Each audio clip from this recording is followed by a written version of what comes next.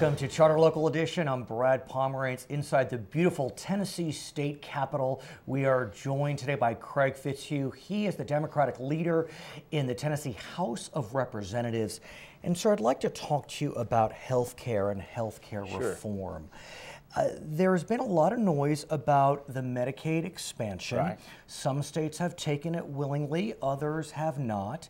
But even states with Republican governors have negotiated with the federal government, Indiana as an example, to create an expansion plan that works. Correct. The current Republican governor in Tennessee had negotiated a plan that would work, he perceived.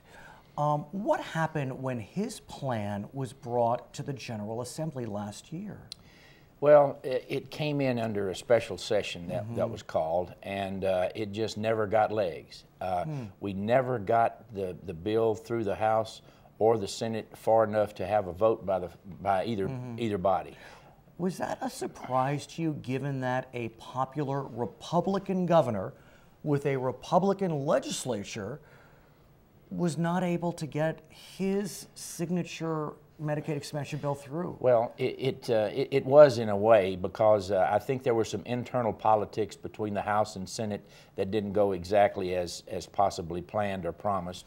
But the bigger picture, frankly, is that at that time, it was a part of Obamacare, and Right. Obamacare was, the Affordable Health Care Act, was not a popular thing in Tennessee. Right. And some legislators had made a commitment to be against that at all costs, and the Medicaid expansion fell within that. So I think that was the biggest impediment, and frankly still remains the biggest impediment to go forward. How has the decision of Tennessee to forego the Medicaid expansion, in your mind, impacted Tennessee? Well, tremendously. We have effectively forfeited right at $2 billion in hard dollars coming into our state for the expansion of Medicaid to cover 350,000 new people, including 20+ thousand veterans, 170,000 women that are working individuals that have jobs that just could not afford health care. So what happens to these folks now? Do they wind up in the emergency room? You're exactly right. That's what happens to them. And we just had another hospital close in West Tennessee. There are about 5 or 6 hospitals that have already closed because they just can't stand the financial burden of treating these folks that have no insurance right now. At the same time, how has the Affordable Care Act rollout gone, at least on the healthcare.gov side? Because regardless of the expansion, Tennesseans can still sign up for Obamacare, as we call it. Well, you remember, of course, this was done at the federal level, not at the state level, but you remember the real problem with the website and all that. But ultimately resolved. I tell you, it's the Affordable Health Care Act with its problems, and it needs to be tweaked and changed continually. But some of the things that are important are the ability for people to have if they have pre-existing conditions, to go in and get those. The ability for parents to have their children up until 26. No caps and no limits. If you get cancer, you don't get cut off at $500,000 or $1 million. So there's some great things about it. But have Tennesseans who are eligible to sign up on healthcare.gov, have they signed up in significant numbers? They really have.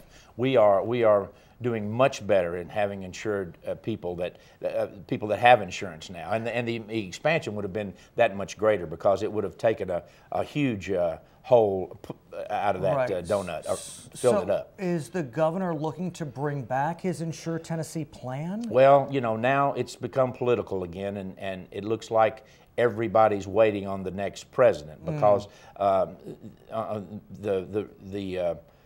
people feel like that if there's a Republican president, there still may be a chance that the affordable health care will go away. If there's a Democratic president, it will probably go forward. So some are waiting on that. Frankly, we've been trying and just tried in the last few days to get things started here in Tennessee, but we're just not moving the needle right now. And let's talk about that, because you as the Democratic leader has proposed that the voters decide whether the state should accept Medicaid expansion.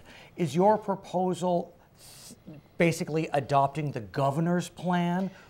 Yes, it is. And talking about the Insure Tennessee plan, every question that was asked about the problems with the governor's plan has been answered. The governor, to his credit, has gone back to the federal government and asked for different things and molded a pretty good plan that I think everybody, if they looked at it closely, could live with. Now, it's not the best, but it's certainly one that we could live with. So, yes, we as Democrats are certainly for the governor's plan. So, let's say for argument's sake, right? There's a Democratic president in 2017. What do you think happens at that point, at least as it relates to expansion? Because I know your proposal to go to the voters didn't make it out of committee, so at this stage, do you think it's possible that your friends in the Republican caucus would reconsider whether expansion would be appropriate? I really do, because I still believe today that had we in the House moved forward with some deliberate speed and gotten that bill to the floor, that it would have passed the House and then the Senate would have followed along. So I still think those parameters are there, especially when we see every day what we're losing in Tennessee by not doing it, and what the Affordable Health Care Act is doing positively for our citizens. So I feel good about it next year. And it is interesting when we consider that there are plenty of, quote, Republican states that have adopted the expansion. Arizona, Indiana, and as I understand it, the feds are trying to work with red state governors to make this There's no question about that. You're exactly right. And here, Kentucky has done it, and they've done quite well with it. Arkansas, to our west, has done it, and there were a few blips along the way there, but they've come out with a real good plan. So it's certainly doable. I'd like to talk about the Tennessee budget overall. Yes, okay. It's hard to deny, sir, that revenues are good. Amen. That's right. Amen. Yeah. I mean, geez, close to $1 billion, or is it close to $2 billion? It's $2 billion. Right, because you have almost about $750 million in new recurring funds. Right. You have about $1 billion in non-recurring funds. What's interesting about that is because of the way the funding board is set up and when they meet, a lot of that revenue isn't realized right now.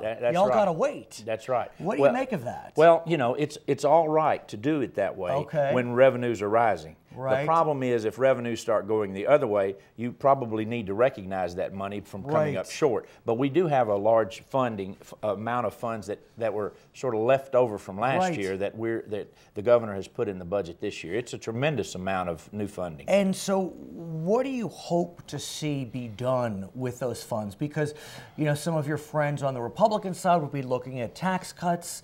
Others may, Democrat or Republican, look at maybe one-time expenditures, roads. I mean, we look over Nashville today. We know the traffic is really rough here. State Museum got funded last year, so there are a lot of possibilities. There are. The first thing is we don't want to continue to cut essential programs like children's services, like the Department of Health, like the Department of Mental Health. Some of those that have really been, when we've been in a tight, that have really been cut back. So we got to make sure that we restore some of those cuts. We have the funding to do that.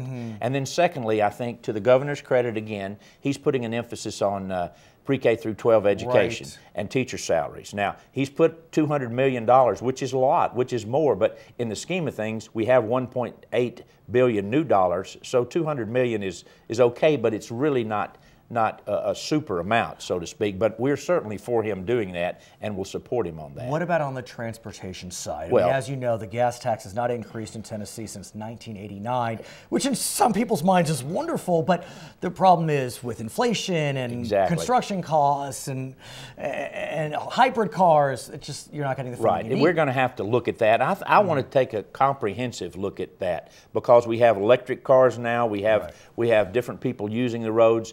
I-40, I-24, I-65, they get used a lot, and we need to make sure that we're getting the revenue out of those roads that we can. We got a long way to go, but I think this budget will help us get there. His name is Craig Fitzhugh. He is the Democratic leader in the Tennessee House of Representatives. My name is Brad Pomerance. Thank you for joining us on Charter Local Edition.